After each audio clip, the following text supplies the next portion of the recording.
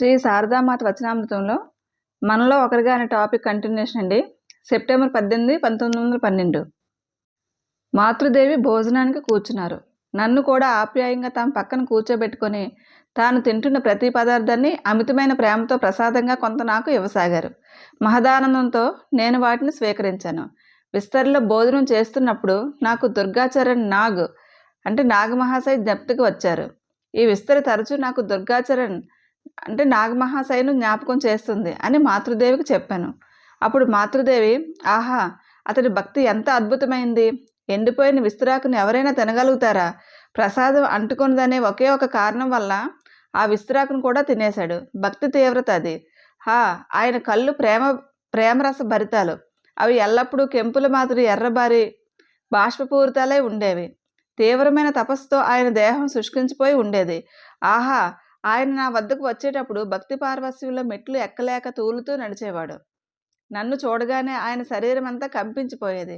అటువంటి భక్తిని నేను మరెవరిలోనూ చూడలేదు. ఆయన గురుభక్తి ఎంత ఉత్కృష్టమైనది! పవిత్రత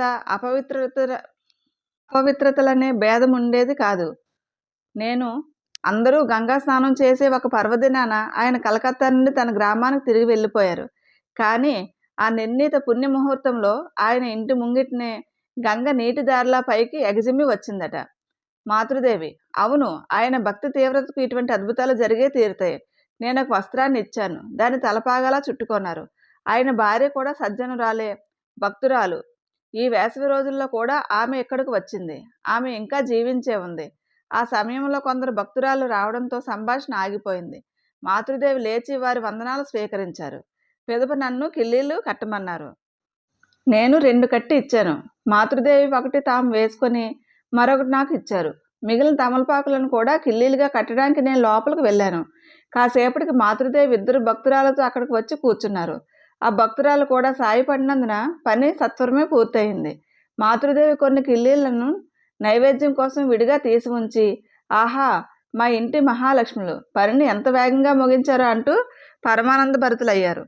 మేడ మీద ఉంటున్న గోలప్మ గదికి మాతృదేవి వెళ్ళారు. కాసేపు తర్వాత నేను కూడా అక్కడికి వెళ్ళాను. మాతృదేవి గుమ్మం గడప మీద తల ఉంచి పడుకొని ఉన్నారు. గడప దాటి ఎలా నేను లోపలికి వెళ్ళగలను? నా తటపటాయింపును గమనించిన మాతృదేవి, లోపలికి రా, తప్పులేదని అన్నారు. ఆమె ఎప్పుడూ అంతే. పిదప తలను కాస్త పైకి ఎత్తారు. నేను గది లోపలికి వెళ్ళి ఆమె పక్కన కూర్చొని విసరసాగాను. మాతృదేవి పడుకొని ఉండగానే గౌరీ మా పాఠశాల బండి బాడుగా ఇత్యాది అనేక విషయాల గురించి అడిగారు. నేను దానికి బదులు చెప్పాను. అప్పుడు ఆ 2 భక్తురాళ్ళు అక్కడికి వచ్చారు. వారిలో ఒక ఆమె మాతృదేవికి తల దువ్వింది. 1-2 నెరిసిన వెంట్రుకలను మాతృదేవి తల నుండి తీసి ఆమె తన చీర కొంగును కట్టుకొని, వీటిని తాయెత్తులో పదిలపరుచుకుంటాను అంది. మాతృదేవి సిగ్గుపడి సంకోచంతో, ఎందుకు ఇలా చేస్తున్నావు? ఇంతకు మునుపు తల వెంట్రుకలు ఎన్నో పారేశాను అని అన్నారు. తర్వాత మాతృదేవి ఎండలో కూర్చోవడానికి డాబా మీదకు వెళ్ళారు. మేము కూడా ఆమెతో వెళ్ళాం. ఒక మూల నిలబడి గంగానదిని తిలకించాం. అప్పుడు గోలప్మ కింది గది నుండి అందరితో కలిసి మాతృదేవి మేడ మీదకు వెళ్ళారు. ఎవరు భోజనం చేస్తారో ఎవరు భోజనం చేయరో నాకు ఎలా తెలుస్తుందని కేక వేశారు. వెంటనే నేను వారిని సంప్రదించి ఆ వితంతో మాత్రం భోజనం చేయరని బదులు చెప్పాను. ఎండలో బట్టలు ఆరుతున్నాయి, వాటిని తీసుకుని వెళ్ళమని నాకు పురమాయించి నైవేద్యం పెట్టడానికి మాతృదేవి కిందకు వెళ్ళిపోయారు. నైవేద్యం పెట్టడం పూర్తయింది. భక్తురాలు భోజనాలకు ఏర్పాటు చేయమని మాతృదేవి నాకు చెప్పారు. అందరం భోజనాలకు కూర్చున్నాం. మాతృదేవి 1-2 ముద్దలు మాత్రమే తిన్నారు. తర్వాత మాకు ప్రసాదం ఇచ్చారు. భక్తురాల్లో ఒకరు వృద్ధురాలైనటువంటి సుమంగలి. ఆమె గురుదైవులను దర్శించి ఉంది. ఆమెతో పాటు ఆమె కోడలు కూడా వచ్చింది. భోజనం చేస్తూ ఆ వృద్ధురాలు ఇలా చెప్పింది. గురుదేవులు మాకు ఎన్నో విషయాలు చెప్పి ఉన్నారు. వాటిని మేము పాటించగలమా ఏంటి? పాటించి ఉంటే ఇంత కష్టపడేవారమా? కుటుంబం ఈ పని ఆ పని అంటూ పాకులాడుతూ చూస్తున్నామమ్మా. అప్పుడు మాతృదేవి, పని చేయకుండా మరేం చేయాలి? పని చేస్తున్న కొద్దీ బంధాలు తొలగిపోతాయి. పిదప అనాసక్త స్థితి కలుగుతుంది. ఒక్క క్షణం కూడా పని లేకుండా ఉండడం మంచిది కాదు. భోజనానంతరం మాతృదేవి కాసేపు మంచం మీద విశ్రాంతి తీసుకున్నారు. ఆమెను ఏదో రకంగా సేవించాలని అందరికీ ఆరాటమే. కానీ అందరినీ విశ్రాంతి తీసుకోమన్నారు ఆమె. కొంతసేపు గడిచింది. ఇంటి పనులు చేసుకోవడానికి అందరూ వెళ్ళిపోయారు. నేను గురుదేవుల సమకాలీనురాలైన ఒక వృద్ధ వితంతు మాత్రం మిగిలాం. నేను మాతృదేవి పాదాలను ఒత్తుతున్నాను. వితంతువు మాతృదేవి పక్కన కూర్చొని తన కష్టసుఖాలను వెళ్ళబోసుకుంటూ ఉంది. అమ్మా, నా తప్పులన్నింటినీ మీరు క్షమిస్తూ ఉంటారు. కానీ నా కుటుంబంలోని వారిలో ఆ సుగుణం కానరాదు. నేను గురుదేవులు మీరు దర్శించి ఉన్నారా? వితంతువు: ఆహా! చూశానమ్మా, చూసి ఉన్నాను. ఆయన మా ఇంటికి వచ్చేవారు. మాతృదేవి అప్పుడు యువతి.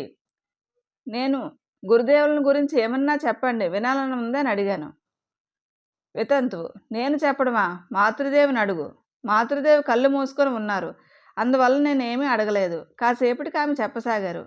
పరితప్త హృదయంతో ప్రార్థించే ప్రతి వ్యక్తి ఆయనను దర్శించగలడు. కొద్ది రోజుల క్రితం తేజచంద్ర మరణించాడు.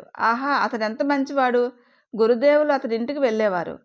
ఎవరో తన వద్ద ఉంచిన 200 రూపాయలు ట్రామ్లో అతడు పోగొట్టుకున్నాడు. ఇంటికి వచ్చిన తర్వాతే అతడికి ఆ విషయం తెలియవచ్చింది. తిరిగి ఇవ్వడానికి అతడి వద్ద డబ్బు లేదు. దారి తెన్ను గానక అతడు గంగాతీరానికి పోయి కన్నీరు మున్నీరే వ్యాకులతతో ప్రభు నాకు ఇలా జరిగిందేంటి అంటూ విలపించసాగాడు.